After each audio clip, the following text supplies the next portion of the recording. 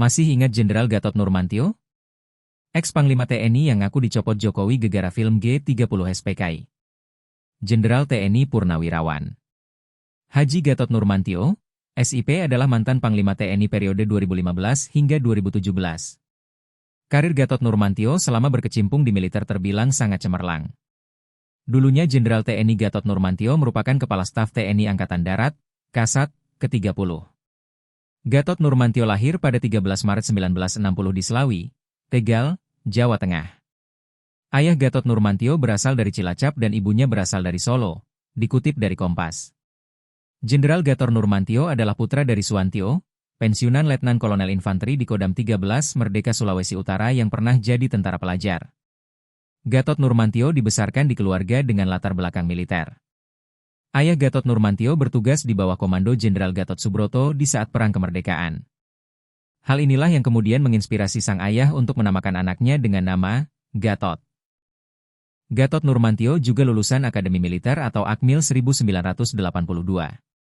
Jenderal TNI Gatot Nurmantio mengawali karirnya di pasukan infanteri Baret Hijau Kostrad.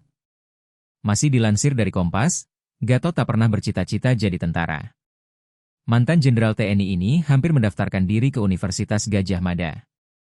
Gatot bercerita, satu hari, dirinya sudah berada di Yogyakarta dan siap mendaftar ke jurusan arsitektur di UGM. Namun Gatot teringat pesan ibunda bahwa biaya kuliah di UGM cukup menguras kas keluarga. Padahal, Gatot masih punya dua adik yang pasti juga ingin menimba bangku kuliah selepas SMA. Maka itu Gatot muda pun mendaftar sebagai tentara. Dilansir dari Tribunes Wiki, lulusan Akmil 1982 ini mengawali karirnya dengan bergabung sebagai pasukan infanteri Baret Hijau Kostrad. Gatot Nurmantio menyandang jabatan pertama sebagai Komandan Peleton Mo 81 Kompi Bantuan Batalion Infanteri 315 Garuda. Sosok Gatot Nurmantio ini pernah diutus dalam operasi Seroja di Timor Leste di 1983 hingga 1984.